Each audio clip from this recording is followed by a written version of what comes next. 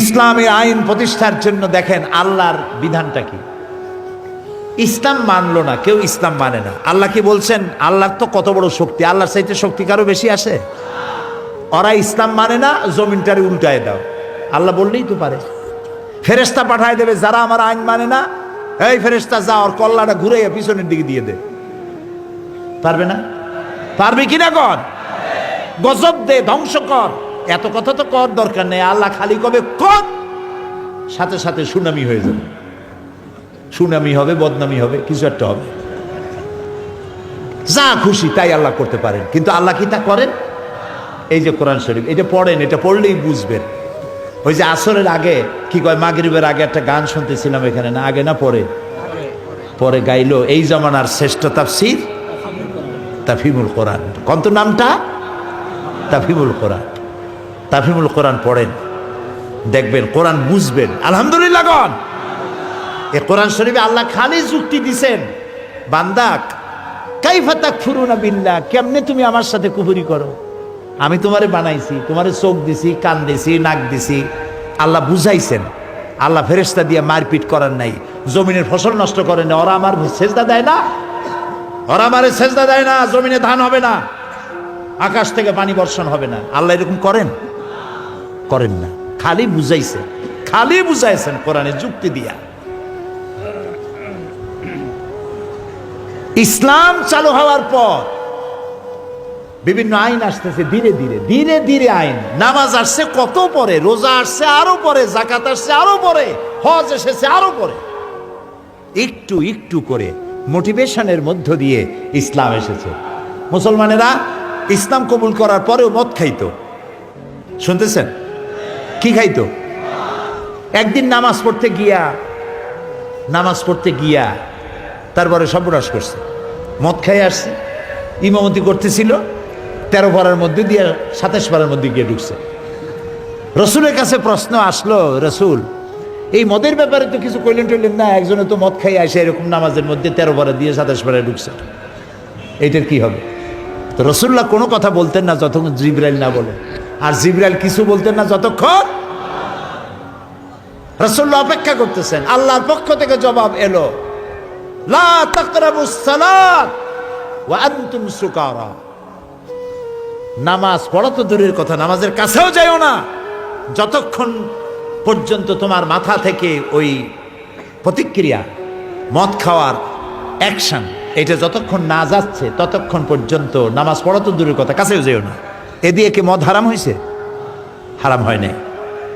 কিন্তু মদ পান করতেন যে সমস্ত মুসলমানেরা, তারা চিন্তা করলেন মদ এইরকম খারাপ, এটা খাইলে পরে নামাজ পড়া তো দূরের কথা, কাছেও যাওয়া উচিত না, খাবো না। 25% মদ ছেড়ে দিল। তাও আমরা সুবহানাল্লাহ কব না। আল্লাহর আইন, এর নাম আল্লাহর আইন। জোরে বলেন, এর নাম কি? পিটাইয়া মারদাঙ্গা করে বোমা মেরে ইসলাম প্রতিষ্ঠার কোনো সুযোগ নাই। এর দীর্ঘকাল পরে আবার প্রশ্ন উঠল, ইয়া রাসূলুল্লাহ সবই তো বললেন, কিন্তু মদ সম্পর্কে তো কিছুই এ পর্যন্ত বললেন না, এটা তো এখনো খাইতেছে মানুষ, এটার ব্যাপারে কি হবে? আল্লাহর পক্ষ থেকে জবাব এলো, ওয়াসআলুনাকা আনিল খামরি ওয়াল মাইসিরি কুল ফীহিমা ইসমুন কাবীরুন ওয়া মানাফিউন লিন-নাস। আপনার কাছে প্রশ্ন করা হয় মদ এবং জুয়া সম্পর্কে, আপনি বলুন এ দুটি অন্যায় কাজ, তবে মানুষের জন্য এর মধ্যে কিছু কল্যাণ আছে। তবে কল্যাণের চাইতে অকল্যাণ, মঙ্গলের চাইতে অমঙ্গল, উপকারীর চাইতে অপকারিতা বেশি। মুসলমানরা মনে করলেন আল্লাহর চাইতে কল্যাণকামী বান্দার আর কে হইতে পারে?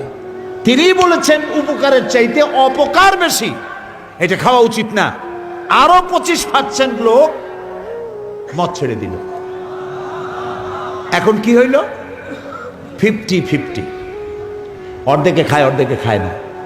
আইন মানার প্রতি এই শ্রদ্ধাবোধ, আইন মানার প্রতি এই আনুগত্য যখন সৃষ্টি হলো, আল্লাহ তাআলা তখন মদ সম্পর্কে চূড়ান্ত আইন নাজিল করে দিলেন।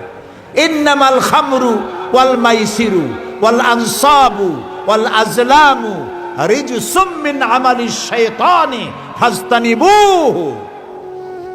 মদ, জুয়া এগুলো নিষিদ্ধ ঘোষণা করা হলো। এগুলি শয়তান কর্তৃক উদ্ভাবিত নোংরা কাজ। আর শয়তান চায় তোমাদেরকে আল্লাহর জিকির থেকে বিরত রাখতে, ফিরায় রাখতে।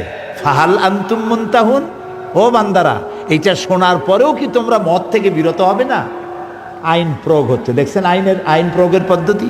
এরপরেও কি বিরত হবে না? তো তখন তো মাইক ছিল না, রেডিও নাই, টেলিভিশন নাই, মোবাইল নাই, ফোন নাই, টেলেক্স নাই, ফ্যাক্স নাই, ইমেল নাই, ইন্টারনেট নাই, কিছু নাই। আল্লাহর নবী বলেন, ও আমার সাহাবীরা, এই আয়াত নিয়ে তোমরা রাস্তায় বেরিয়ে পড়ো, চিৎকার মেরে আয়াতগুলি তেলাওয়াত করতে থাকো রাস্তায় রাস্তায়। সাহাবীরা রাস্তায় রাস্তায় তেলাওয়াত করতে থাকলেন। যারা পানশালায় বসেছিলেন, মদের আড্ডায় যারা বসেছিলেন, এই আয়াতে কারিমা শোনা মাত্র যার হাতে গ্লাস ছিল, গ্লাস ছুঁড়ে মারল। যিনি মুখে নিয়েছিলেন কুলি করে ফেলল, যিনি গিলেছিলেন গলায় আঙ্গুল দিয়ে বমি করে ফেলে দিলেন। মদের কারখানার মালিক তার ভাণ্ড বাটি যেখানে যত মদ ছিল লাথি দিয়া ভেঙ্গে চতুর্দিকে মদ প্রবাহিত হয়ে গেল, মদ বন্ধ হয়ে গেল। এর নাম আল্লাহর আইন। এর নাম কি?